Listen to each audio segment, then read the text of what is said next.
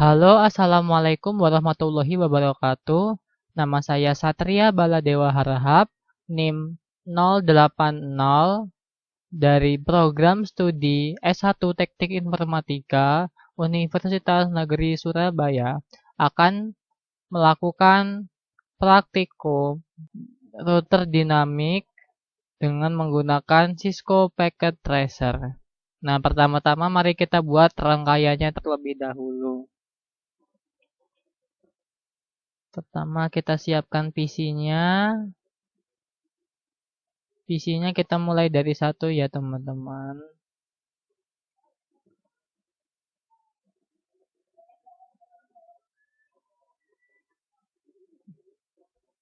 Selanjutnya kita siapkan juga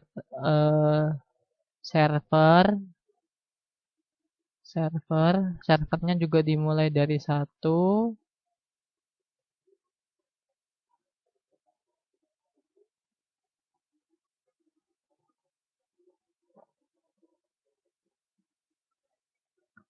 Lalu kita siapkan router sebanyak 3 buah. Routernya juga dimulai dari 1 ya teman-teman.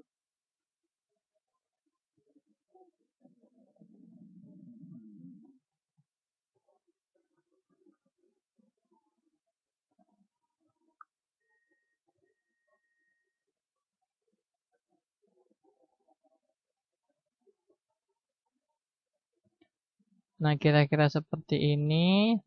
Lalu kita hubungkan dengan menggunakan kabel yang ini ya teman-teman. Ini kita pilih fast Ethernet 0. Ini kita pilih 0. Lalu untuk PC 2 kita pilih Ethernet 0. Dan untuk kesininya kita pilih 1. Yang ini fast Ethernet 0.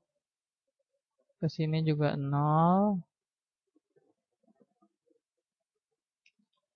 Lalu server 1 ke root ini 0, ke router 3 ini 0. Lalu server 2 0 ke routernya 1. Nah, selanjutnya mari kita hubungkan router-routernya. Kita hubungkan menggunakan kabel yang ini ya teman-teman. Nah, dari router 1 ke router 2 ini kita pilih serial 2. Ini juga kita pilih serial 2. Nah, selanjutnya dari router 2 ini kita pilih serial 3. Untuk router 3-nya kita pilih serial 2. Selanjutnya untuk router 1 ke router 3 ini kita pilih serial 3 dan serial 3. Nah, seperti ini ya teman-teman. Selanjutnya adalah mari kita masukkan IP-nya. Pertama kita ke PC 1 terlebih dahulu. Kita masukkan 192.168.1.1. Lalu subnet masknya 192. Default gateway-nya 192.168.162 seperti ini. Selanjutnya untuk PC 2 192.168.165 untuk subnet masknya 192, untuk default gateway-nya 192.168.1126. Nah, selanjutnya untuk PC 3 ini IP-nya 192.168.1253. Selanjutnya subnet masknya adalah 128 dan untuk default gateway-nya 192.168.1254. Nah, seperti ini. Selanjutnya kita ke server 1,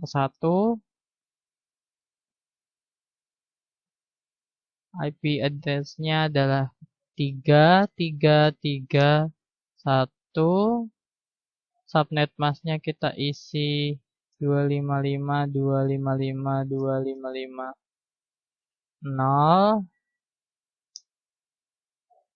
lalu default gateway-nya kita isi 3333. Selanjutnya untuk server 2, IP configuration-nya kita isi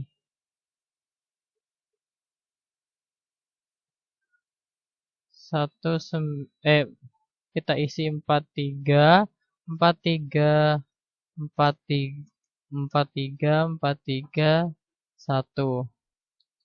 Untuk subnet masknya kita isi 2550 dan untuk default gateway-nya kita isi 43434343. Nah, seperti ini ya teman-teman. Nah, selanjutnya adalah kita menyeting routernya. Nah, untuk fast Ethernet 0-nya kita on-kan. IP address-nya kita masukkan untuk PC 1 ya teman-teman. 192.168.162. Lalu subnet masknya adalah 192. Lalu fast Ethernet satunya kita on-kan, lalu kita masukkan IP address dari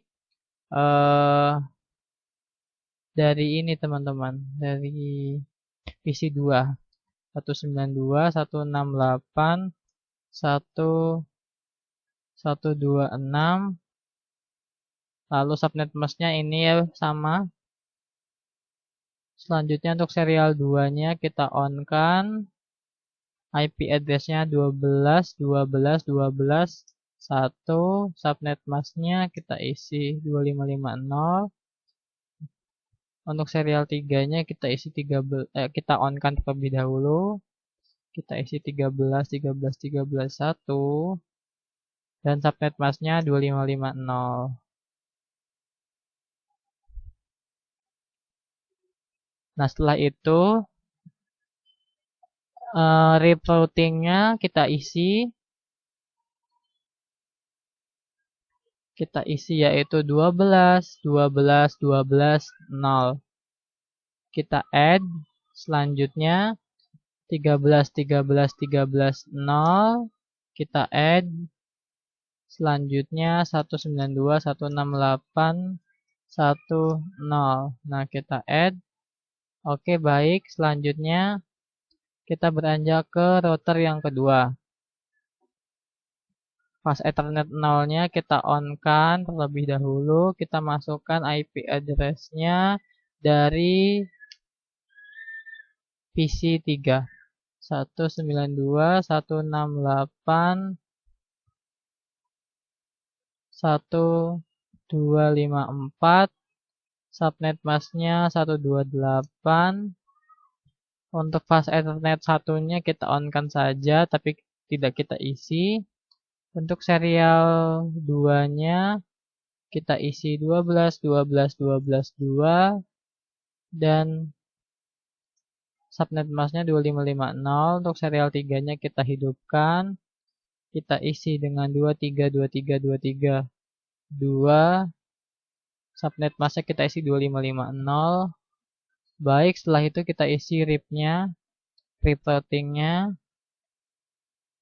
Kita isi 12.12.12.0. Kita add. Selanjutnya kita isi 23.23.23.0.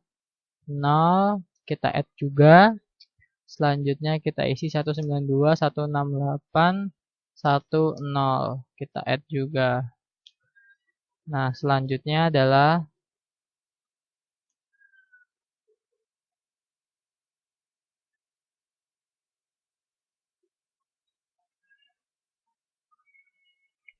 ke router yang ketiga teman-teman. Kita atur fast Ethernet 0-nya. Ini adalah server 1 ya teman-teman. Oh, kita on kan terlebih dahulu, jangan lupa. Kita on kan lebih dahulu. Kita masukkan 3. Subnet masknya 2550. Selanjutnya fast Ethernet satunya 434343 dan subnet masknya adalah 2550. Selanjutnya serial 2-nya kita hidupkan. Serial 2-nya adalah 2323233. Subnet masknya 2550. Dan untuk serial 3-nya kita hidupkan. Kita isi dengan 13 dengan subnet masknya 2550. Seperti ini ya teman-teman. Oh ya, RIP-nya kita isi juga. RIP routingnya kita isi 13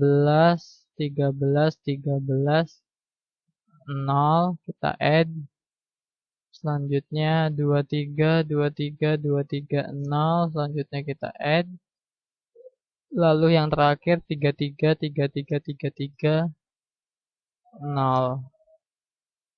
kita add. Selanjutnya 43 kita add juga. Nah,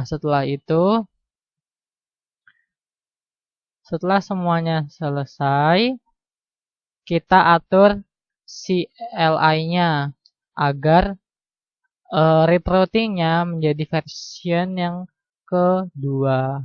Nah, caranya gimana? Caranya kita ke CLI, kita klik enter, lalu klik no, ketik no auto strip summary. Lalu kita klik version 2. Nah, maka nanti kita cek di sini di RIP-nya akan tertulis V2 yang artinya adalah versi kedua. Nah, lalu kita save. Nah, seperti ini. Lalu untuk router kedua, kita ke CLI-nya juga, kita klik enter, lalu kita ketik no auto summary. Kita enter. Oh. CLI-nya no auto summary, kita enter version 2, kita enter. Nah, RIP-nya sudah berubah jadi versi kedua. Lalu untuk router yang kedua, mari kita coba lagi. Mari kita coba tulis no auto summary. Kita tulis version 2. Nah, ini sudah berubah ya teman-teman menjadi RIP routing V2, artinya versi kedua. Nah, setelah itu, oh, kita belum klik save tadi ya, ampun lupa. Kita klik no auto summary version 2. Nah, setelah berubah, nah ini kita save. Jangan lupa ya teman-teman. Tadi yang router 3 sepertinya juga lupa. No auto summary version 2. Nah, setelah jadi versi 2, kita save. Nah, seperti itu teman-teman. Nah, selanjutnya adalah mari kita klik ini teman-teman. Power cycle devices. Nah, kita klik ini. Kita reset the network, yes. Nah, kita tunggu kabel-kabelnya supaya jadi hijau kembali.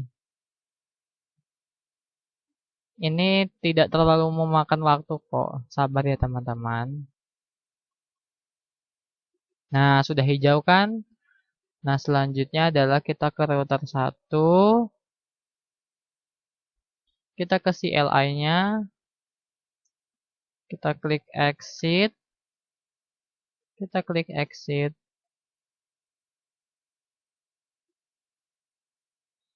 Lalu kita klik show IP route. Nah, sudah tertampil ya teman-teman. Nah, lalu mari kita coba untuk mengetes ping. Di PC1 ini kita mengetes ping. Kita akan meng-ping misalnya PC3 192.168.1253. Kita tunggu proses pingnya.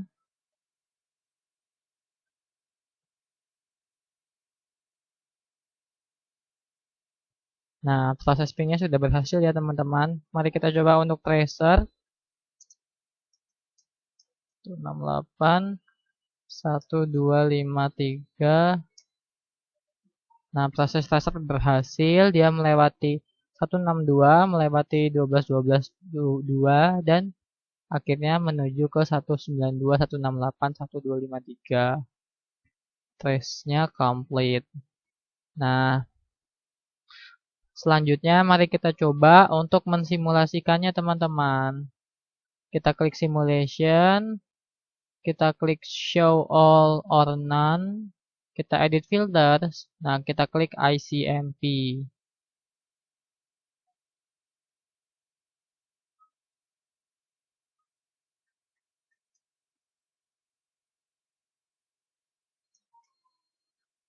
Kita ini ya teman-teman, gateway-nya ada yang belum dimasukkan karena tadi habis di reset.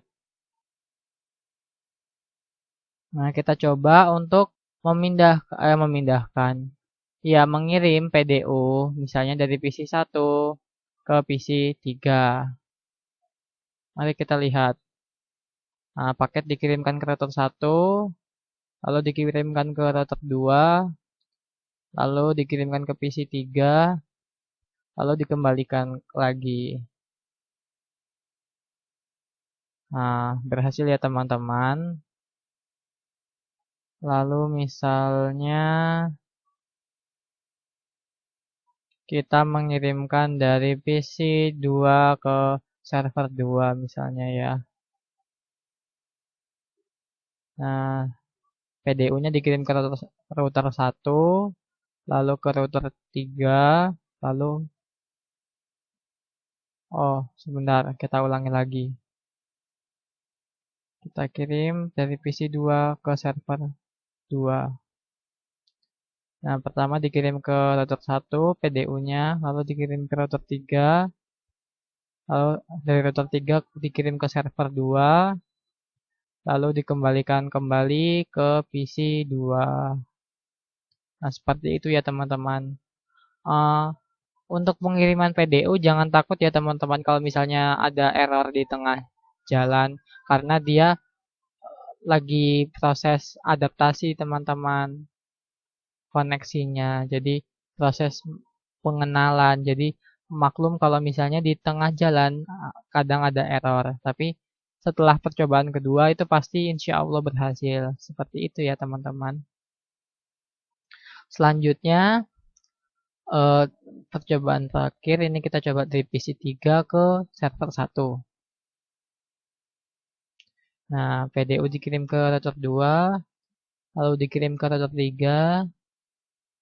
Nah, ini kalau ada error begini jangan takut ya teman-teman, kita ulang lagi aja. Dari PC3 ke server 1.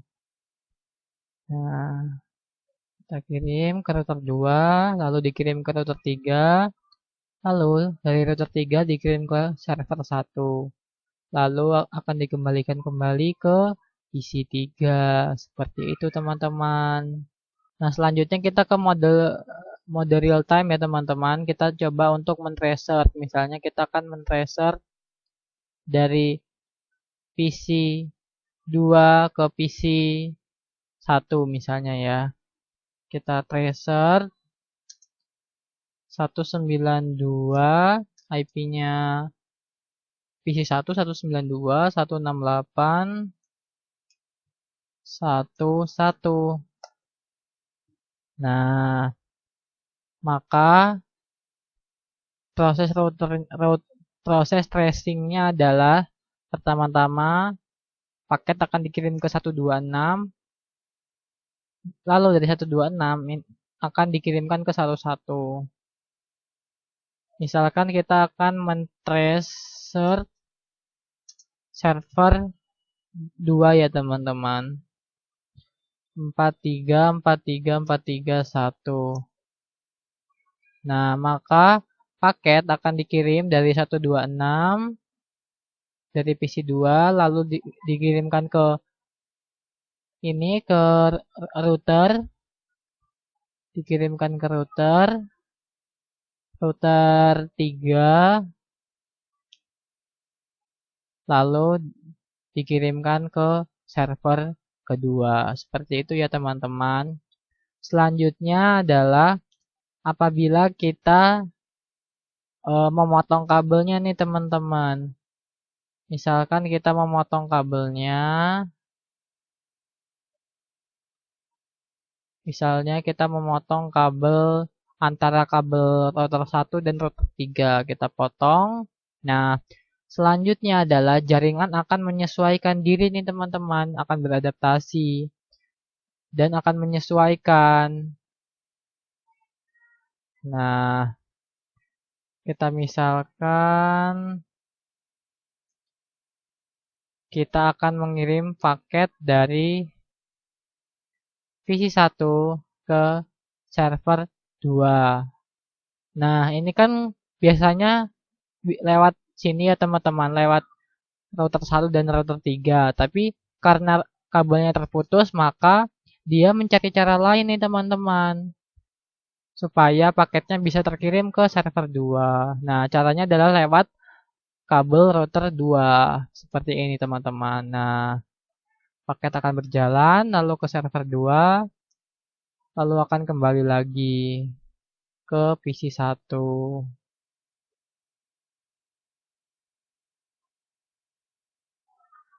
Nah, seperti itu teman-teman. Kita misalkan kita akan mengirimkan PDU dari PC2 ke server 1. Nah, maka PDU akan dikirim ke router 1, lalu dikirim ke router 2, lalu ke router 3, dan disampaikan ke server 1. Setelah itu dikembalikan lagi.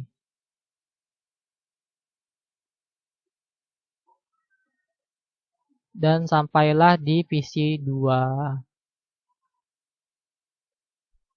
Terakhir, kita misalkan kirim dari PC3 ke server kedua. Nah, maka paket akan dikirim ke router 2, lalu ke router 3, dan disampaikan ke server 2, lalu akan kembali lagi ke PC3. Seperti itu ya teman-teman untuk praktik dari routing dinamis. Jadi routing dinamis ini sifatnya dinamis teman-teman. Jadi ketika kabel putus atau ada jaringan yang putus itu kalian tidak perlu takut. Karena apa? Karena jaringannya bisa menyesuaikan tanpa kalian masukkan kembali IP-IP-nya. Jadi kalau misalnya di routing statik kalian harus memasukkan dari awal lagi IP-IP-nya. Kalau misalnya ada kabel yang putus atau koneksi yang putus. Nah, kalau misalnya di routing dinamis ini itu semuanya serba dinamis, serba menyesuaikan teman-teman. Jadi lebih mudah dan lebih praktis seperti itu.